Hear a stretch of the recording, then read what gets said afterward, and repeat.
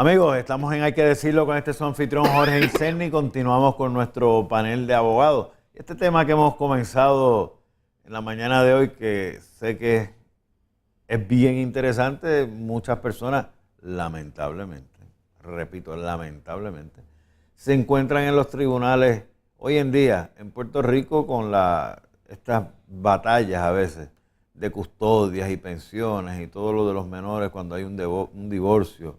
¿Dónde está el mejor interés del niño? ¿Cuál es la mejor decisión de un tribunal tomar en cuanto al divorcio per se?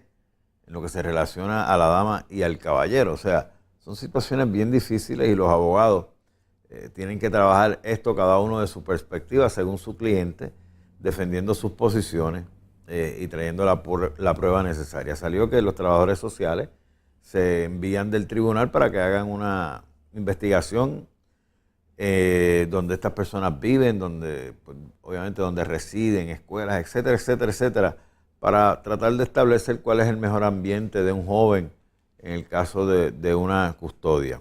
Ahora planteo yo, ese informe llega al tribunal. No necesariamente el abogado de una de las partes tiene que estar de acuerdo con ese informe, inclusive, ninguno de los dos abogados de las dos partes pudiera ser el caso que estuvieran de acuerdo con ese informe. Excepcionalmente, o sea, esto es raro a la vez, que pueden estar de acuerdo, pero Por siempre eso, hay una parte inconforme con lo que dice el informe. No, yo sé cada cual tiene que defender su posición y es natural, o sea, lo entiendo, pero ¿qué se hace en ese momento? La parte que está inconforme con ese informe, con esas conclusiones, con esos hallazgos, pues tiene el derecho de contratar un prueba pericial para rebatir eso.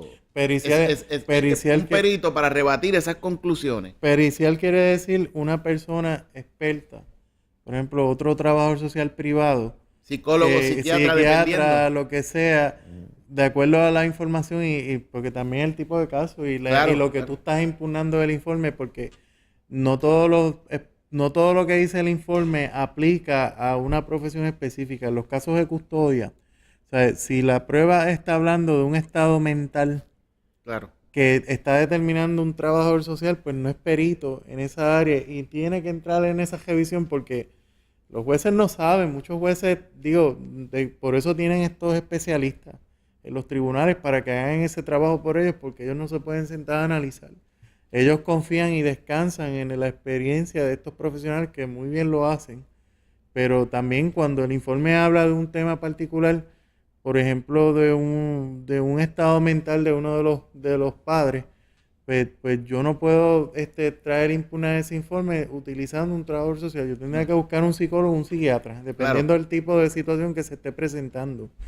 Y ese informe, pues si esa es la parte que específicamente impacta la recomendación, porque ellos no deciden, ellos recomiendan.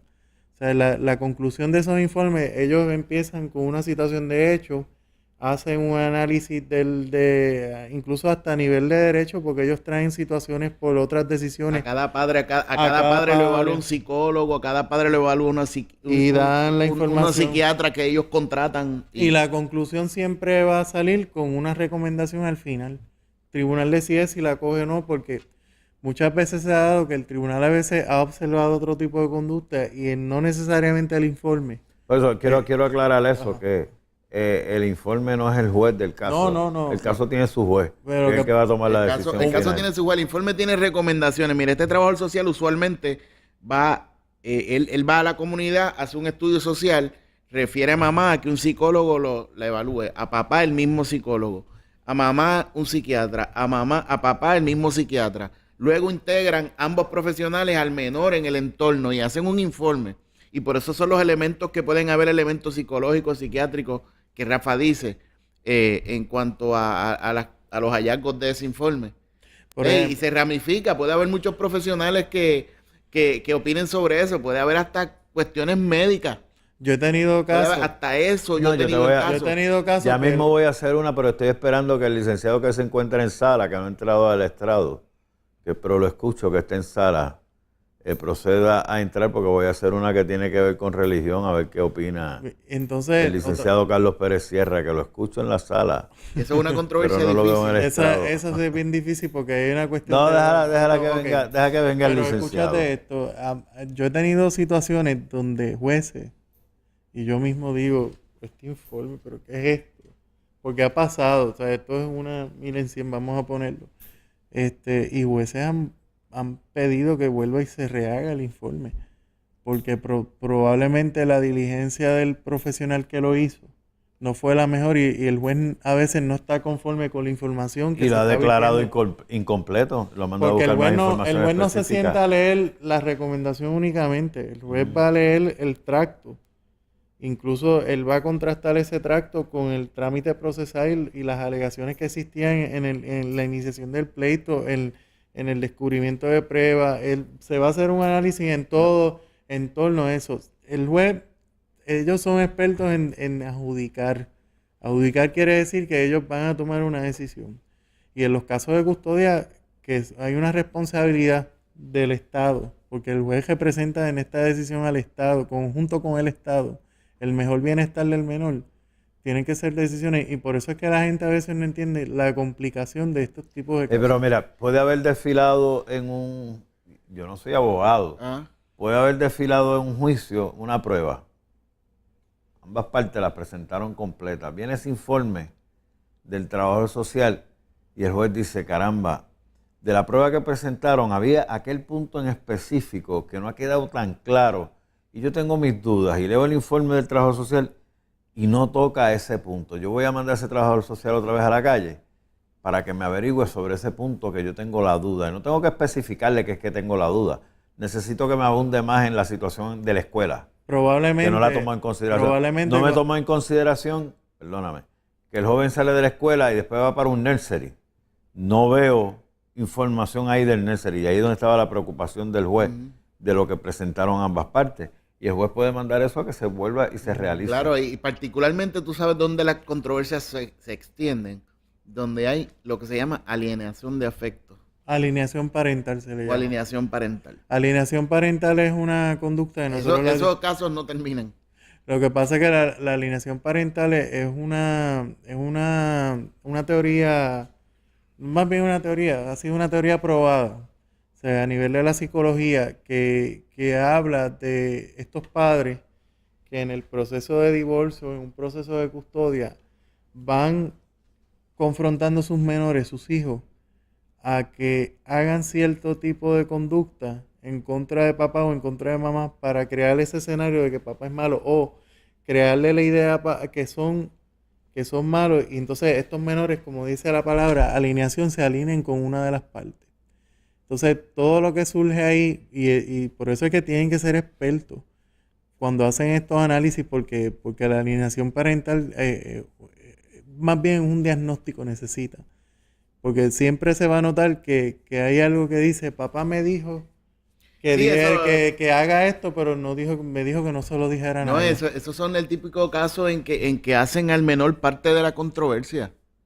El menor está inmerso en X discusión o en tal cosa. Y se convierte en la bola de la cancha, que va de lado a lado.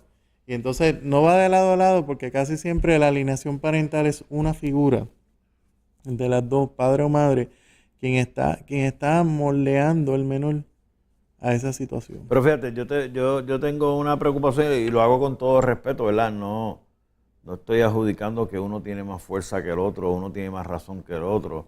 Uno por haber sido la persona que trajo al mundo al niño tiene unas virtudes extraordinarias que van por encima de la del padre. Pero oigo los ejemplos que ustedes mismos dan y los escuchas en la calle todo el tiempo. Cuando se está hablando de ejemplos, no en un caso en específico, porque ahí tendríamos la prueba, siempre se pone la figura negativa en el papá.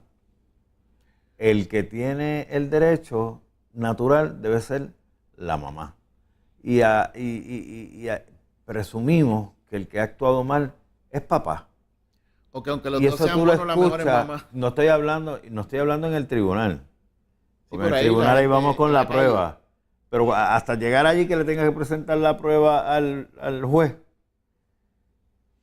existe ese ambiente en nuestra sociedad. Y es lamentable porque hay padres, habemos padres, excelentes, muy buenos, se nos ha muy condicionado buenos. a eso. Y lamentable, exacto, se nos ha condicionado eso. Culturalmente. ¿Dónde entra la justicia entonces ahí? Bueno, es un trabajo doble, porque claro. hay que ver entonces con la cultura también. Culturalmente se nos ha condicionado a eso, porque siempre dicen, socialmente, antes mamá se quedaba con los niños en la casa y papá era el que trabajaba, mamá suplía todas las necesidades. Es cultural ese alegato de que el niño está mejor con mamá que con papá, aunque papá sea bueno. Porque papá estaba en la calle trabajando Y no para tenía traerle tiempo. sustento y la mamá estaba en la casa con los niños, pero la sociedad de Puerto Rico hoy en día, Ha cambiado. ambos están en la calle. Ambos están en la calle. Pero y tú se sabes- le daba mucho peso a eso. Se le daba mucho peso. Pero más allá de una cuestión cultural, es una forma de interpretar siempre que uno de los sexos es el correcto para criar. Y no es así. Ambos están capacitados para criar de la Ambos misma son forma. necesarios. Claro, pero Son por eso necesarios. es que se convierte en algo cultural, porque si vamos a lo sí, natural pero- se sabe que es pero- así. Pero lo traigo, yo sé que es cultural, pero escúchate esto. A través de los años hemos visto que eso ha ido cambiando, porque incluso en los tiempos de antes, por ejemplo, conozco situaciones que cuando ocurrían divorcios, nenas se iban con papá y el nene se quedaba con mamá. Antes, 50, 60, 70 años atrás. Hoy en día es mamá en un periodo. Ahora estamos viendo un comportamiento de que se está dando en los dos escenarios, donde papá se está reconociendo que papá tiene la capacidad de criar. Y es como tú bien decías, se crean estos estereotipos de que la mujer es la que está capacitada porque es la que pudo parir. Porque esa es la noción cultural que hay. Pero es un estereotipo que se ha creado erróneamente. Porque yo conozco padres que hacen doble papel, que por alguna razón, viudo o lo que sea, han estado criando a esos hijos con doble figura. Y los hijos no han cambiado su conducta. Hay otras cosas que se traen, que si se crían con papá, las nenas se van a criar más hombrunas. Eso pasa. O sea, esa noción errónea. Si están con mamá, yo no sé si entiende lo que quieren decir. Lo entiendo perfectamente. Pero es equivocado. O sea, yo sé. Tú ahora que me dices a mí que que ahora se está viendo un cambio. Ese cambio se está viendo por efectos culturales. Ese cambio se está viendo por la mentalidad de los abogados que están practicando eso en este momento, o ese cambio se está viendo por la judicatura En el en entorno pleno. entero. Para mí es entero el Todos. entorno. Sí, porque culturalmente la cosa está cambiando. Culturalmente la cosa está cambiando.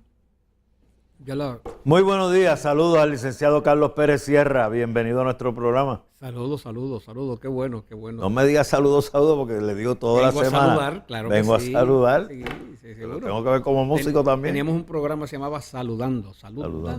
Y era así con el doctor González. Muy buen título para un programa. Saludando, salud dando. Y estamos saludando. Excelente. Y qué bueno, fíjate, tú mencionas de dónde viene el cambio social. Los tribunales, sobre todo el andamiaje estatal, hace muy poco cambio social, a mi modo de ver. Menos de lo que yo esperaría que se hiciera. No es un agente de cambio efectivo. O sea, el tribunal es como que un reflejo de la noción imperante. Y tú vas a un tribunal y el tribunal es todo pro lo establecido, pro establishment. Y a lo mejor si tú eres, incluso si tú eres vegetariano, pues a lo mejor le va mejor al que come carne, que come de todo lo que sirven por ahí, que lo que come de lo que es vegetariano. O, ¿sabes? Se mantiene. Si tú vas con la visión tradicional, es todo como que pro-establishment en ese sentido. Así que cambios a través del sistema judicial, muy pocos. En el sistema federal se producen un poco más, quizás por una visión más trascendental del derecho, quizás el common law sugiere más cambios que el civil law, primero porque bajo nuestro sistema civilista, el sistema codificado, existe el imperio de la ley, pues el juez básicamente se rige por una ley y entonces inventa, por así decirlo, allí donde la ley no habló, donde la ley específicamente no hizo una noción específica. Entonces se crea jurisprudencialmente ese tipo de cosas. En el sistema de common law, pues el juez está continuamente creando esa ley. Y cuando existe una ley o estatuto, es más bien una limitación a ese poder. O sea que es un enfoque un tanto complicadito. Filosófico. Yo tengo que ir a una pausa, pero voy a dejar esta preguntita en el aire. No me gusta hacerlo, pero se la voy a dejar para evaluar. Estamos ante un divorcio. Están ustedes los abogados, fiscales, jueces, la posición que ustedes quieran tomar. Padre y madre muy bueno, muy bueno. El papá es vegetariano, la mamá quiere comer cualquier tipo de comida. Y allí en el tribunal yo quiero que se establezca en esta sesión de hoy dónde está el bienestar de la salud de ese joven, de ese niño, para dar la custodia. Ustedes me van a decir qué vamos a hacer después de esta pausa. Claro. No se retiren.